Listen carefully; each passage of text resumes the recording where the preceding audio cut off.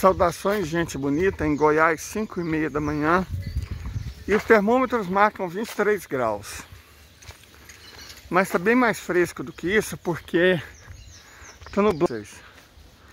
Tá nublado e tem um ventinho suave. Olha lá, ó. Tá vendo uma brisa boa? Então a sensação é mais baixa do que 23 graus. Considerando que nós não temos mar, a nossa água mais preciosa é a chuva.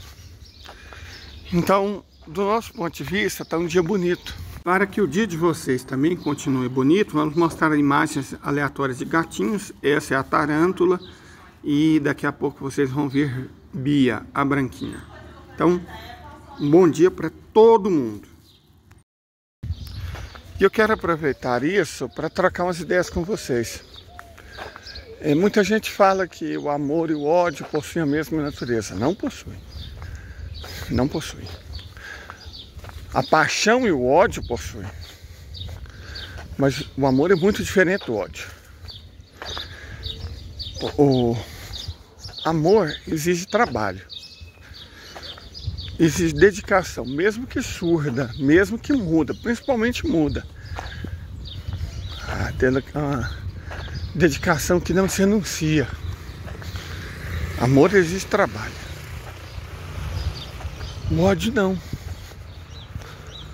O ódio, ele se alastra no silêncio. Se você odeia, ou se outros odeiam, o seu silêncio é cúmplice. Certo? E o amor nem sempre é retribuído. Essa é uma característica pesada dele, não é? O amor nem sempre é retribuído. E talvez deva ser assim, porque senão não é amor, né? É claro que a gente deseja, mas agora o ódio é.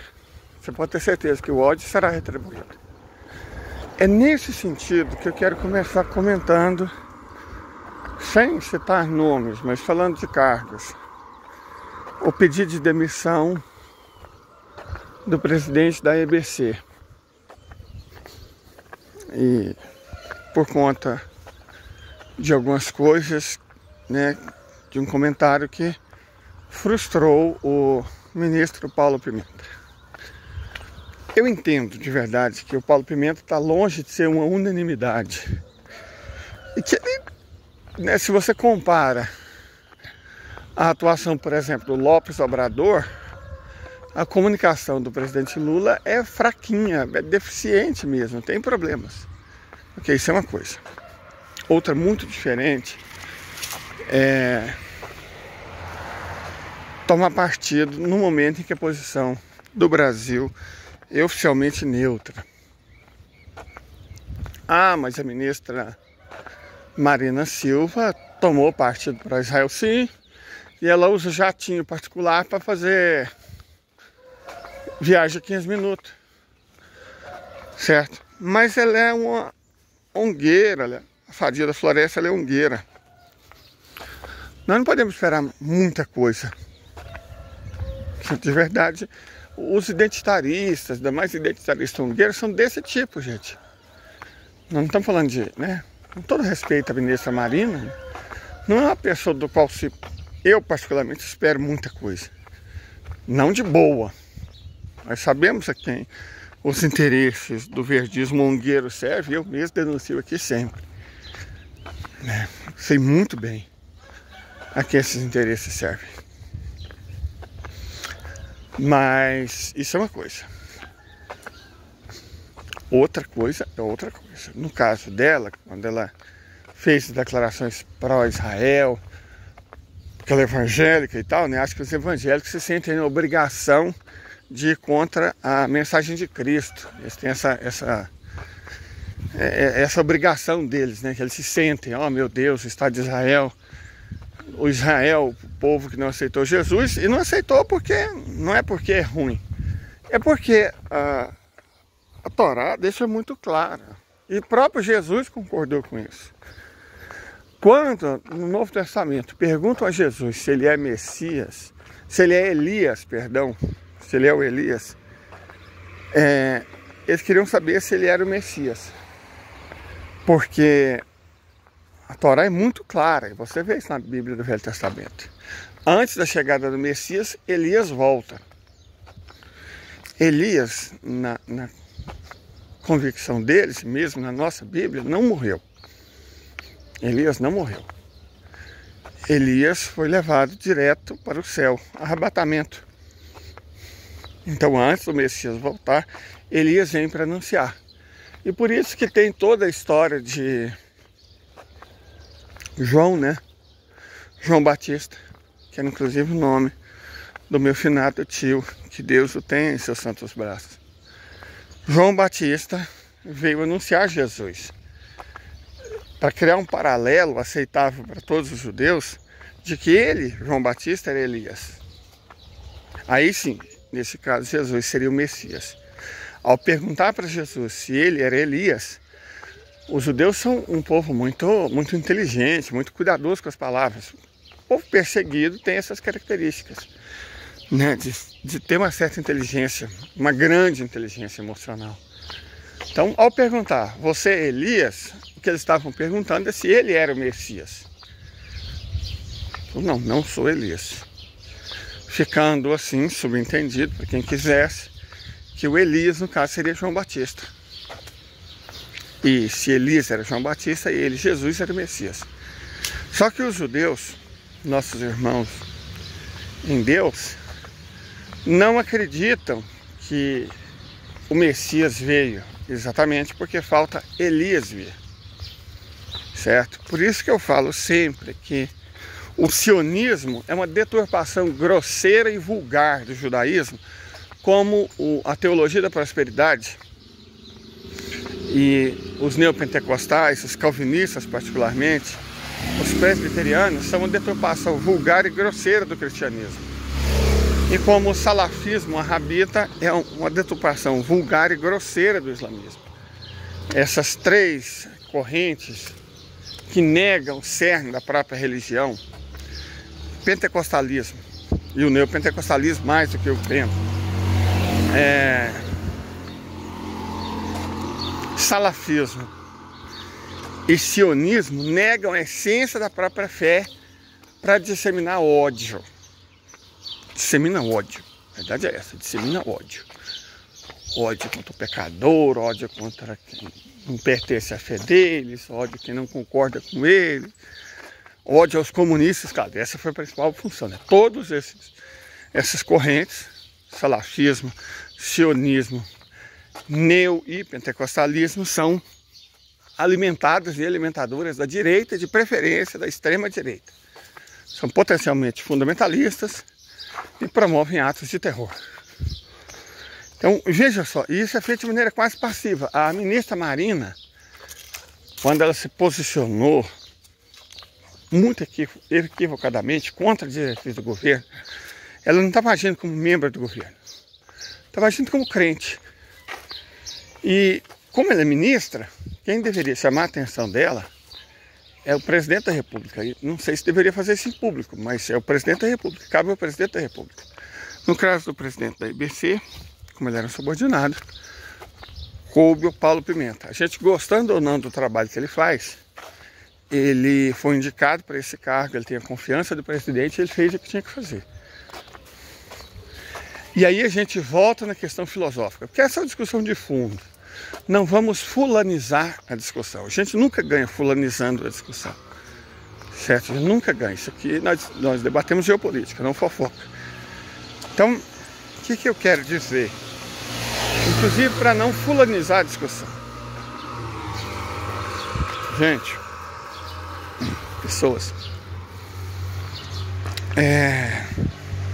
como eu disse ontem, e eu mantenho evidentemente, não é que Israel vai perder essa guerra.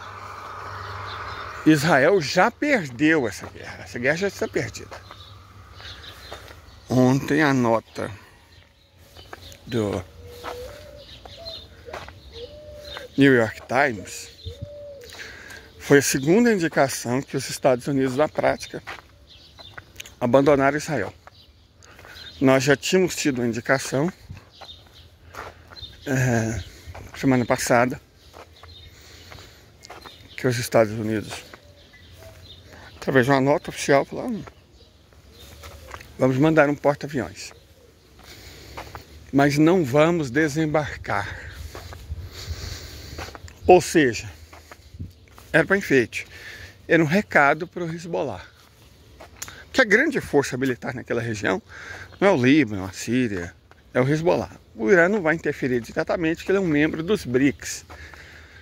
O Ibrahim Raisi é muito ciente das obrigações dele, é muito brioso, muito digno, cuja palavra tem um peso enorme de uma autoridade moral inquestionável.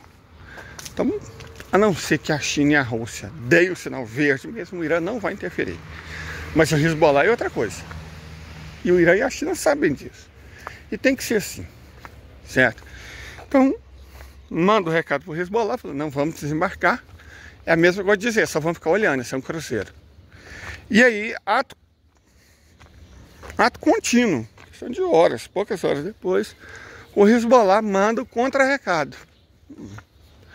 Ok, aceitamos não manda o ok, é claro. Aceitamos, né? O Hezbollah fez a declaração, aceita a solução de 2 estados, mas Gaza e a Cisjordânia seria um estado contíguo.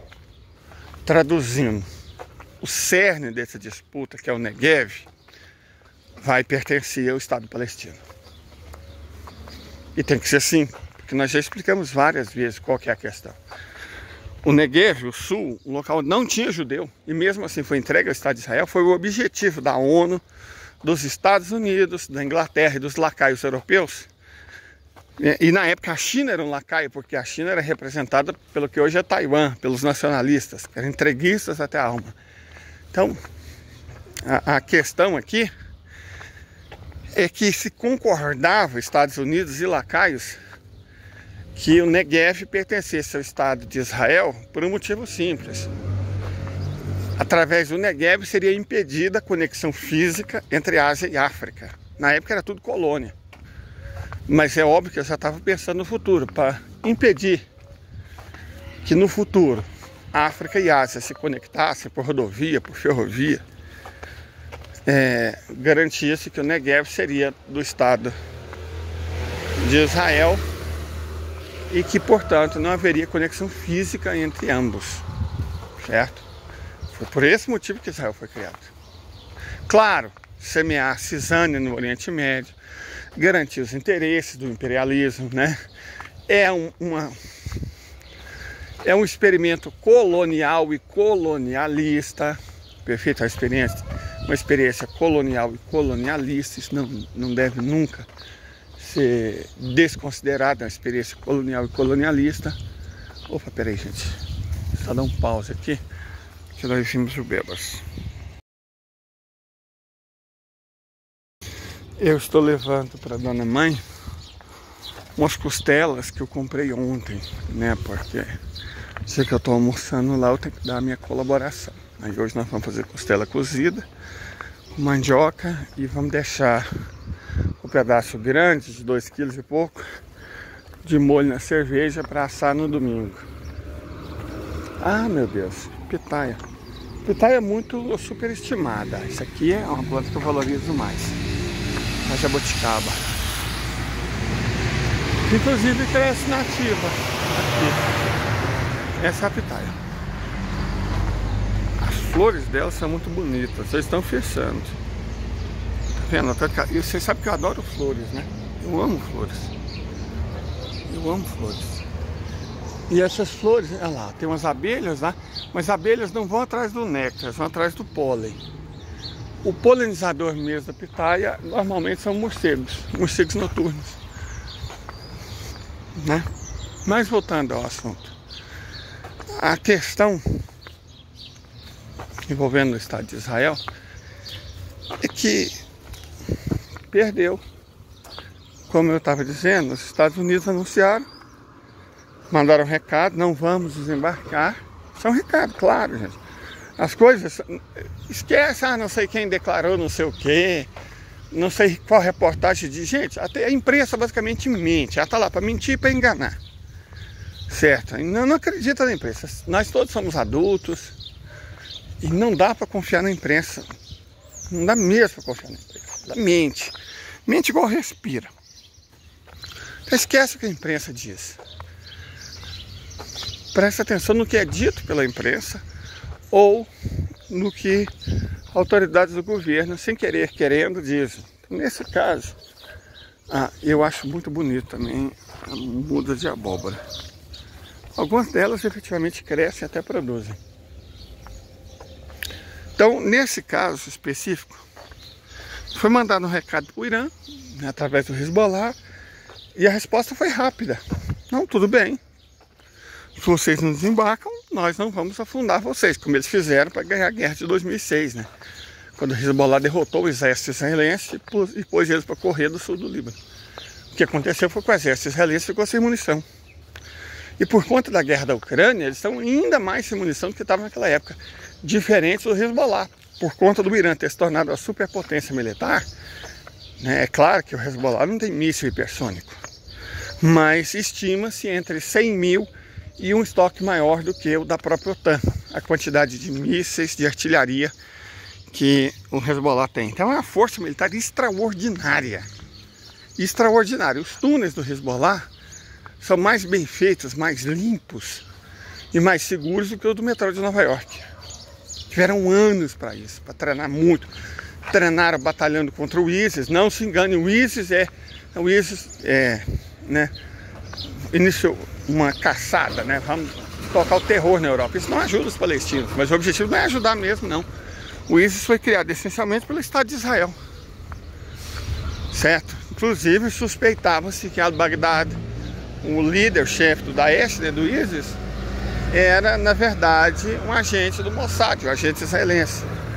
Então não existe dúvidas razoáveis acerca do fato de que o ISIS opera por interesse do Estado de Israel. Tanto que em momento algum o Estado Islâmico ameaçou Israel, mas sempre ameaçava e atacava os inimigos de Israel, certo?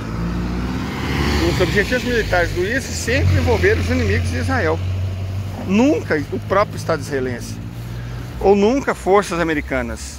O ISIS, como todo radicalismo, né, opera a favor do ódio. E isso é lucrativo.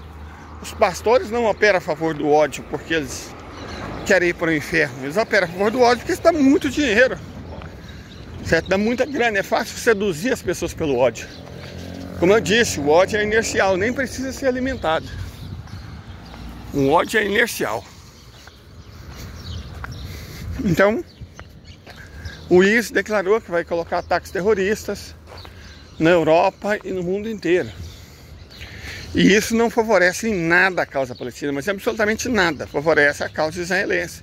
E esse é exatamente o motivo, favorecer a causa israelense. Se não dá para dizer que eles são bem, principalmente depois do que houve no hospital, e foi o que eu disse ontem também na live, foi só mais um na fila do pão. Israel já está com N hospitais. E os Estados Unidos fizeram coisa infinitamente pior no Iraque, em Fallujah, por exemplo, da primeira e da segunda vez. Atacar o hospital de menos. O que mudou foi que dessa vez a imprensa não controla a narrativa mais, ela perdeu o controle total da narrativa. As redes sociais, muitas delas sediadas fora dos Estados Unidos, VK, TikTok, o Telegram, elas reverberam, querendo os Estados Unidos gostem ou não, certo? Através delas, milhões de mensagens são trocadas centenas de milhões de vezes. O que aconteceu com o hospital? E aí, como eu disse, eu até comecei ontem a live clamando aos judeus pela democracia que desistissem de negar que foi o Estado de Israel. Perfeito? Desistissem de negar. Já tinha evidência comparando o som das explosões das bombas do Hamas e daquele tipo específico de míssil, bomba suja, né? Que já foi usado pelo Estado de Israel em outras ocasiões. Tinha um fato óbvio, né, patente, de que se o Hamas tivesse aquele tipo de míssil e não os foguetes caseiros feitos em tubo de aço, obviamente ele já teria usado. Como é que você lança um ataque de 5.000 mísseis fraco se você tem supostamente míssil que consegue destruir um hospital, a ruína.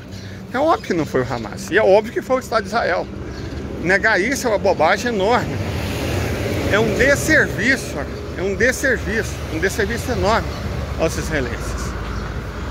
Certo? Então, marcar a bobeira, cara. Tentar defender, não podemos ter certeza. Podemos se foi o Estado de Israel que fez. O responsável. Mas o que eu estou dizendo é que não foi nada diferente do que o próprio Estado de Israel já fez outras vezes, ou principalmente do que os Estados Unidos já fizeram muitas vezes. Os iraquianos, os sírios, os líbios sabem disso mais do que ninguém. Perfeito? Não é uma coisa que espanta. E se você olha o que aconteceu durante a Nakba, tem até um documentário. Se você olha o que aconteceu durante a Nakba, você vai perceber que isso que Israel está fazendo é fichinha. É mamão com açúcar, perto do que o próprio Estado de Israel fez em 1948. Perfeito? Ou em 1967. É ficha. Coisas piores ainda vão acontecer, inclusive. Vamos só olhar para o passado. O futuro vai ser mais sombrio. Então a questão aqui não é essa. A questão é que os Estados Unidos mandaram um recado. Rapidamente o Hezbollah respondeu. Ok, solução de 2 estados. Mas o Estado da Palestina vai ter que ser contíguo. Ou seja, província sul e Jerusalém Ocidental. E Jerusalém Oriental vão pertencer aos palestinos. A província sul é essencialmente o Negev e o porto de Ashdod. Porque não tem jeito de você ter um estado viável sem um porto. Certo? Um porto efetivo de águas profundas. Esse porto é Ashdod. E claro, também Eilat, no Mar Vermelho. E aí os palestinos teriam uma situação extraordinária para eles, que é a possibilidade de ligação física entre Eilat, não sei como ela vai ser renomeada, e Ashdod, também não sei como ela vai ser renomeada. Mas a ligação física terrestre entre o Oceano Índico, através do Mar Vermelho, e o Oceano Atlântico, através do Mar Mediterrâneo. Vai ser um corredor de comércio. E esse é o objetivo da guerra inteira. Entregar o Negev para os palestinos, para que ao invés de separar a África e a Ásia, ele os una, permitindo comércio e transporte entre China, entre Índia, entre a própria Europa, Turquia, Irã, Rússia, Ásia Central, até a África. Um precisa muito do outro. O comércio não acontece porque Israel não deixa. Porque o Negev não pode ser cruzado. Foi para isso que o Estado de Israel foi criado. Falamos outras vezes. Então, ok. O dia amanhecendo é muito bonito. Então, ok. Não existe muita conversa. O Hezbollah deu a dica. Ok. Mas vai ser um estado contíguo, traduzindo. Isso é ruim para o Hamas. Porque o Hamas foi criado pelo Estado de Israel para semear a cisânia, né? E ele governa Gaza, ou seja, ele separou, ele cindiu a Palestina, que era o objetivo do Estado de Israel desde o início. Então o Hamas, a escolha que o Hamas tem diante disso é deixar de ser uma força terrorista e se tornar um partido político normal, para disputar normalmente as eleições. Como grupo terrorista ele não vai conseguir sobreviver. Então o fato é que, diante disso, o ISIS e tal ameaçou promover uma campanha de terror. E é claro, isso só favorece os interesses israelenses. Que aí não dá para dizer que eles são inocentes, mas vai dar para dizer que os árabes são malvados, que os muçulmanos são terroristas, que os palestinos estão do lado do terror, que portanto a missão de Israel é civilizadora. Que é basicamente o que dizem os crentes, sejam eles evangélicos ou católicos, ou sionistas, ou salafistas. Porque eu não vejo muita diferença entre, especialmente, os carismáticos e os evangélicos. Os carismáticos se fingem católicos porque não querem desobedecer ao Papa. Eles têm posição, têm cargo, né? Então eles não querem perder isso. Eles não querem perder as TVs Aparecidas, as TVs Canção Nova. Não quer perder o poder, o dinheiro, os investimentos. Então eles se fingem católicos, mas eles são essencialmente evangélicos papistas. todo respeito aos meus irmãos de fé. Então, a essência é essa, ódio. Vamos só esperar esse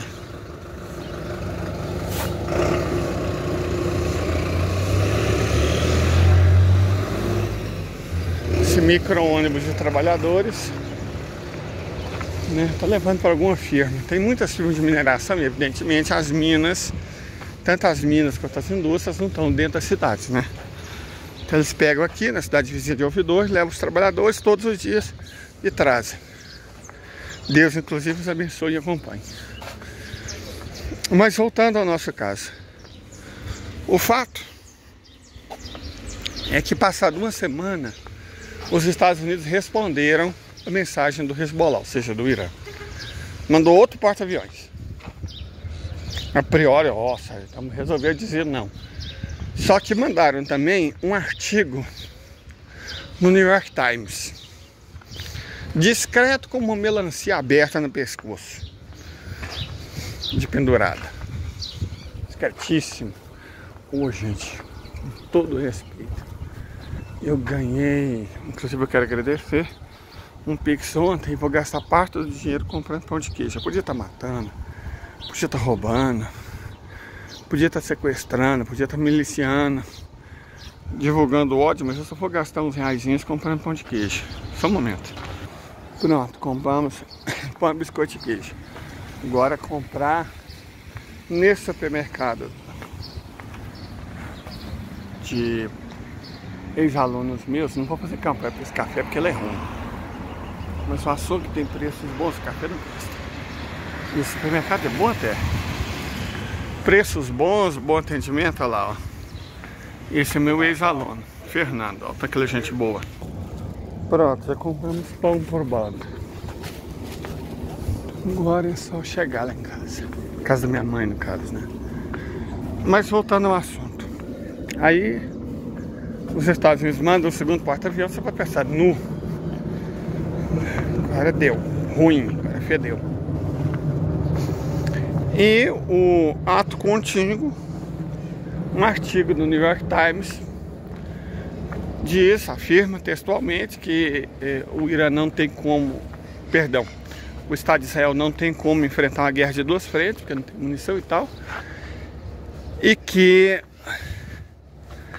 os Estados Unidos temem a ação do Irã, porque por conta do que aconteceu na Ucrânia, está acontecendo e tal, os Estados Unidos podem não ser capazes de enfrentar o Irã. Traduzindo, nunca os Estados Unidos vão dar uma declaração de que estão fracos. Isso nem faz sentido militarmente. Era um recado. Primeiro, jogando definitivamente Israel nas traças, porque quando fala Israel não tem como sustentar a guerra de duas frentes, você está praticamente falando, não, é só atacar. E dizendo que os Estados Unidos não podem fazer muita coisa, está falando, ataca que nós não vamos fazer nada. Até porque, gente, você tem duas flotilhas, 2 porta-aviões, e na véspera o presidente Putin lembrou muito gentilmente que ele tem mísseis hipersônicos e que, bom, na distância suficiente, porque do litoral de Israel até o sul do Mar Negro, onde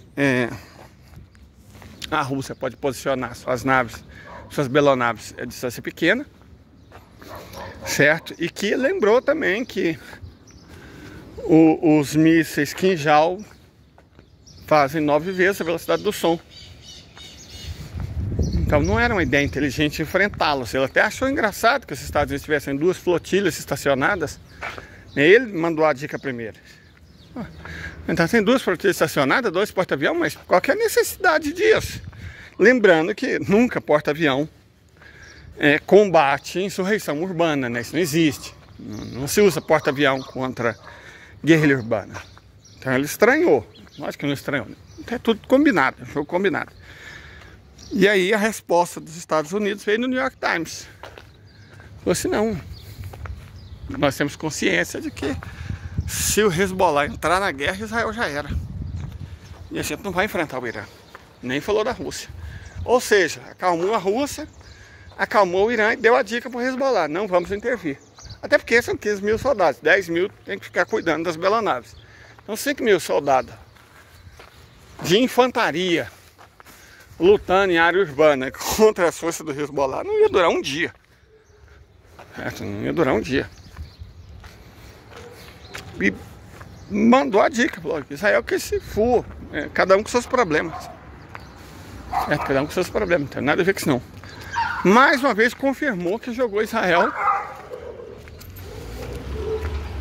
Ué, meu Deus, o que foi que esse cachorrinho tá correndo? Deve ser o dono.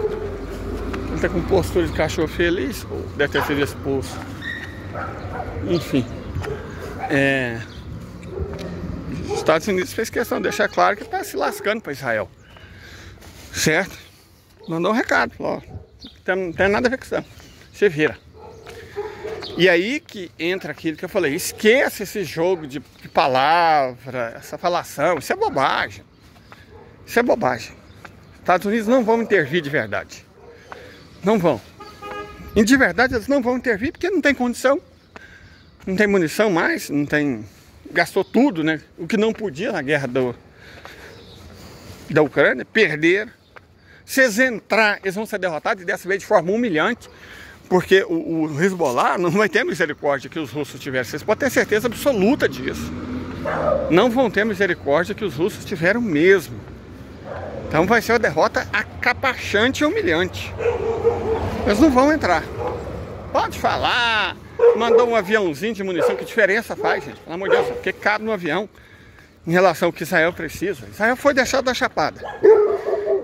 Eu não sei, mas acredito que já tenho entendido o recado, que eles estão por sua própria conta e risco, então vão se lascar. Aí o Biden falou: gente, o Biden é um senhor em estado avançado de senescência, que é como dá dó, cara, é um marionete. Sabe, não sei quem manipula ele, quem manipula o boneco de pano, mas que o Biden fala pros fantasmas, ele cumprimenta o ar, o homem literalmente não consegue ficar de pé. É uma judiação que está acontecendo com ele, sabe? Então, o que ele fala ou deixa de falar, mais uma vez, não é relevante. Ele não. O establishment sim, mas ele não. De toda forma, ficou patente, né? O recado: você vira, Israel, tá nem aí. E por isso eu digo: Israel já perdeu a guerra, o Irã já ganhou. Como eu discuti ontem na nossa live, o que está em discussão aqui é o custo da derrota. É como o próprio Putin falou para a Ucrânia, aquela vez a tentativa frustrada de negociação de paz, que o então primeiro-ministro, o cabeludo desgrenhado lá do Boris Johnson, né, do Reino Unido, foi sabotar quando ele tentou fazer negociação de paz na Turquia. Você, não, tudo bem, só que entenda o seguinte: nós vamos ganhar, e o custo da derrota de vocês vai depender do quanto vocês forem razoáveis do tempo que levar. Quanto mais tempo levar, menos razoabilidade vocês demonstrarem, maior vai ser o custo da derrota. Eles iriam perder Donetsk e Lugansk, passou a perder Zaporizhzhia e Kherson, e agora nitidamente a Novorússia inteira vai ser russa. Nikolaev, Odessa, Kharkov e Dnepropetrovsk. Se continuar enrolando, vão perder também, não digo os oblastes, mas os raios de Sumi e Poltava, certo? E se continuar enrolando, vai perder Kiev. E se continuar insistindo, apesar de tudo, vai perder a Ucrânia inteira. Perfeito, é isso. O caso de Israel é o mesmo. Israel já está derrotado. Não tem munição, não tem aliado. Agora, realmente, pela primeira vez, o mimimi que eles sempre divulgaram, que estava cercado por inimigo, agora pela primeira vez na história é verdade. Agora sim, estão realmente cercados por inimigo. Não tem nenhum proxy dos Estados Unidos, como a Arábia Saudita sempre foi. Nenhum proxy dos Estados Unidos lá. Eles não têm apoio. Os Estados Unidos não tem base. Nenhum país do Oriente Médio que eles receberam o Joe. Então eles não têm base. Por onde eles vão atacar? E o que adianta atacar de artilharia a partir de porta-avião ou de aviação aérea contra grupo guerrilheiro? Isso é bobagem, isso não adianta. Sabe? É como você tentar matar formiga pedrada. Pra vocês terem ideia do tamanho da bobagem que é isso. Correto? Então, não tem o que eles possam fazer. E eles acabaram de dizer no New York Times que não vão fazer nada na prática. Esqueça o falatório. Falatório é para a imprensa vender jornal. É para deixar os crentes ensandecidos. Esquece o falatório. Real que eles não vão fazer nada. E aí Israel vai escolher o preço da derrota. Tem a chance, uma saída honrosa, né? Sei lá, garantir um enclave, a permanência, a pacificação, mas não vai acontecer.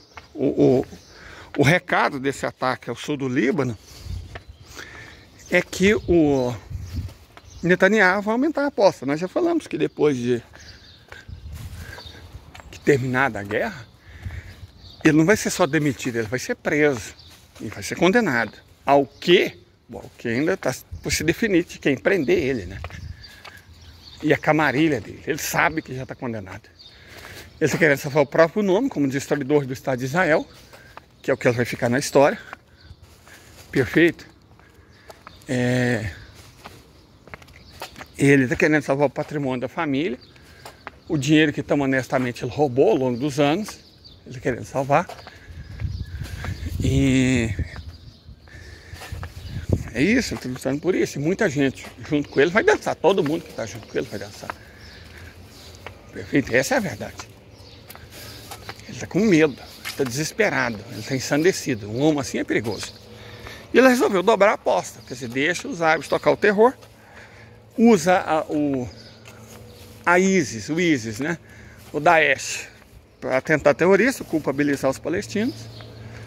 Perfeito? Para culpabilizar os palestinos.